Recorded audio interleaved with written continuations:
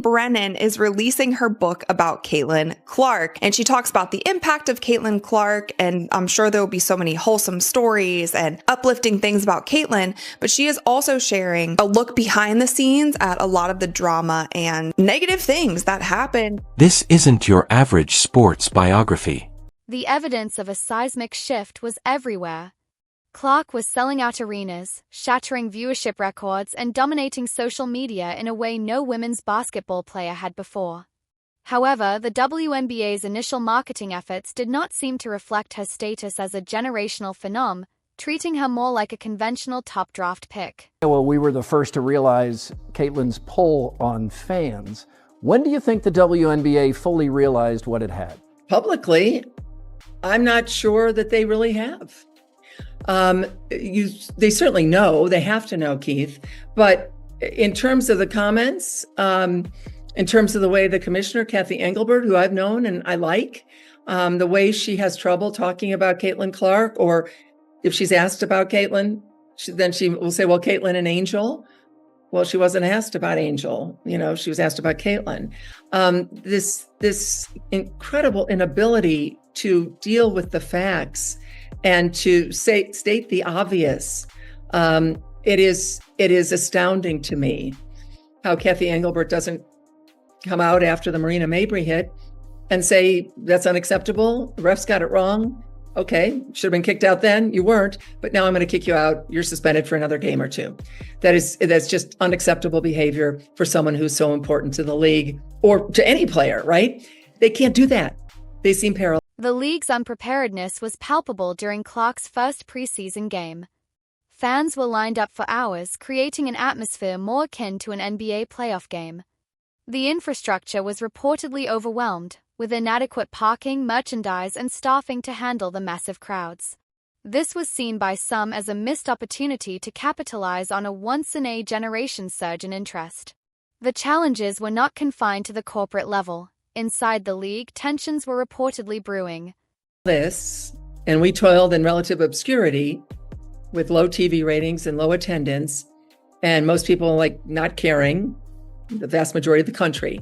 And now along comes one person, obviously one person who's magical, who's chucking it from the parking lot and it's going in, and who is, those passes are the greatest passes and otherworldly talent. They're looking at it and saying, why is it happening now and why didn't it happen earlier? Instead of a unified embrace of its new superstar, reminiscent of the NBA's support for Michael Jordan or the PGA's for Tiger Woods, the WNBA's reception of Clark was, according to Brennan, more complex. Clark quickly became a lightning rod for controversy, enduring a high number of hard fouls and facing criticism from some players and league observers.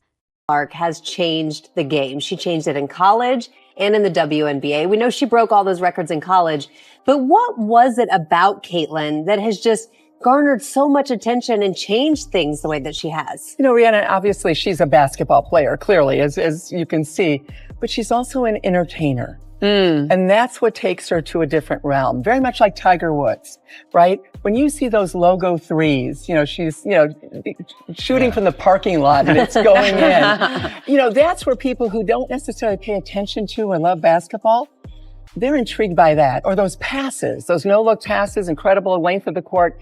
And that's where people like grandmothers who wouldn't care about this or grandfathers, they're now rearranging their evenings to watch Caitlin Clark games. She's really the high wire act. And I think that's the difference between her and all the other basketball. And Brennan's book also suggests that even reporters felt pressure to tread lightly when asking about the animosity Clark sometimes faced. This raises the question, what made her arrival so divisive? The book explores a league culture that at times seemed to view Clark's immense popularity as a source of tension rather than a universal benefit. This internal conflict had significant financial repercussions. Negative attention to Caitlin Clark being white. For the longest time, this was seen and still is as a majority Black league. And it is 74% Black. And so I think all of us understand that the issues that can come up in that situation. Brennan's book highlights the staggering economic impact of Clark's presence, citing an analysis by Dr. Ryan Brewer, a finance professor at Indiana University, Columbus. Brewer's research suggests Clark was responsible for a staggering 26.5% of all WNBA economic activity in her rookie year, with a potential impact of nearly $1 billion. Despite this, the league was criticized for failing to fully capitalize on sponsorship opportunities, merchandise sales, and for not strategically planning her appearances to maximize visibility.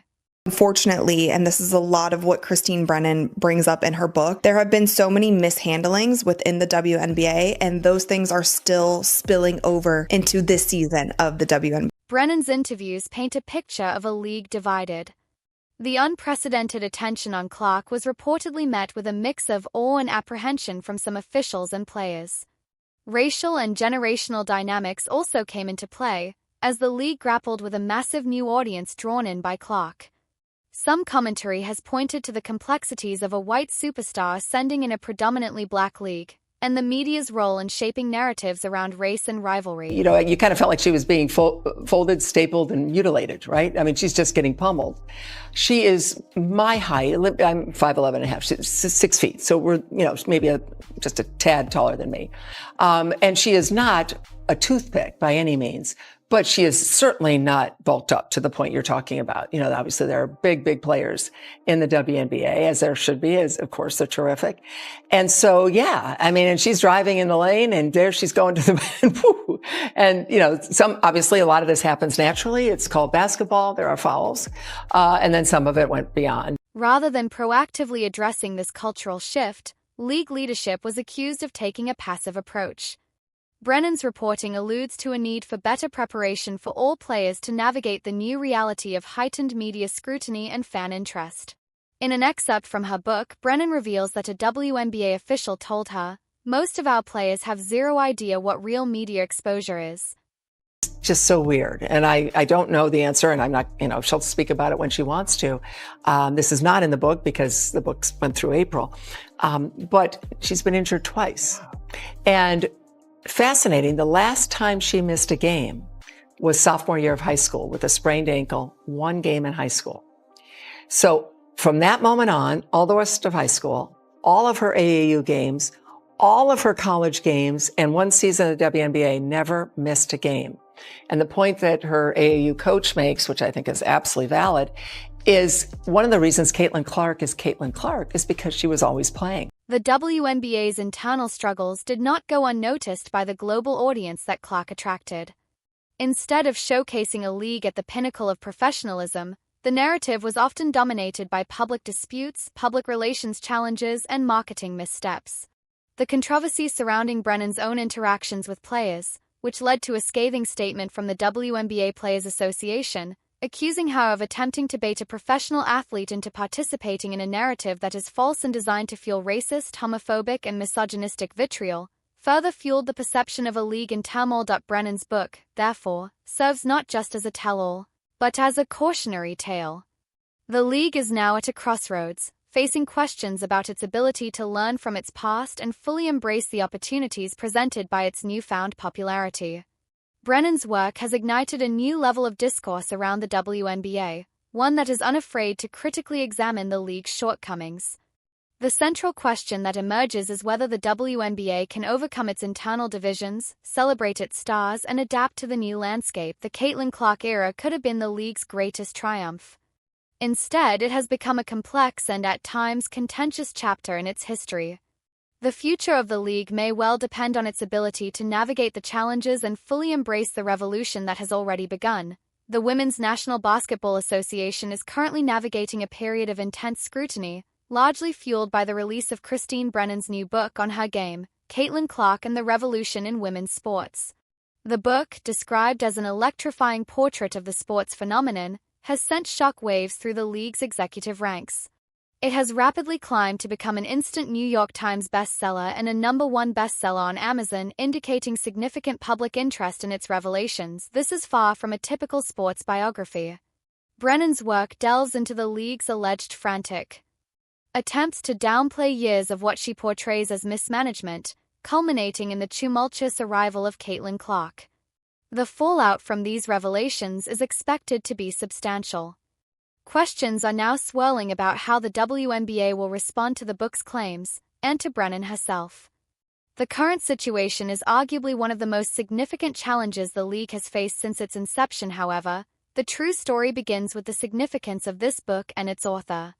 Christine Brennan is a veteran journalist who has been a pioneering voice in women's sports for decades. Her extensive background lends considerable weight to the shocking revelations she makes about the WNBA's handling of the Caitlin Clark effect. Her book's immediate success underscores a clear public desire for a narrative that goes beyond curated highlights. Fans, it seems, are eager for an unfiltered look at the realities within the league. This book is not being consumed for feel-good anecdotes. Readers are drawn to the promise of understanding what truly transpired during Caitlin Clark's meteoric rise in the WNBA. And Brennan appears to deliver on that promise. So where did the league go wrong? According to Brennan, her research points to a significant level of denial within the WNBA's leadership. In one revealing anecdote, Brennan recounts a conversation with a high-ranking league official the day after Clark declared for the draft. When asked if they were prepared for the tidal wave of attention, the official reportedly compared Clark's impact to that of Maya Moore's debut. While Moore is undeniably a basketball legend, this comparison was seen by many as a gross underestimation of the national fervor surrounding Clark, one that extended far beyond the traditional basketball fan base. This response, as detailed by Brennan, suggests that the league's decision-makers initially viewed Clark's arrival as just another notable event, rather than the revolutionary moment it has proven to be.